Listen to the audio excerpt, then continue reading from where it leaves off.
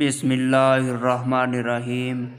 मिस्र में नमाज हो चुकी थी तो उसी दौरान एक शराबी आकर मस्जिद में कारी साहब से कहने लगा, मुझे अलग जमात पढ़ाओ। लेकिन लोग नहीं मान रहे थे तो उसी दौरान कारी साहब ने बात मान ली।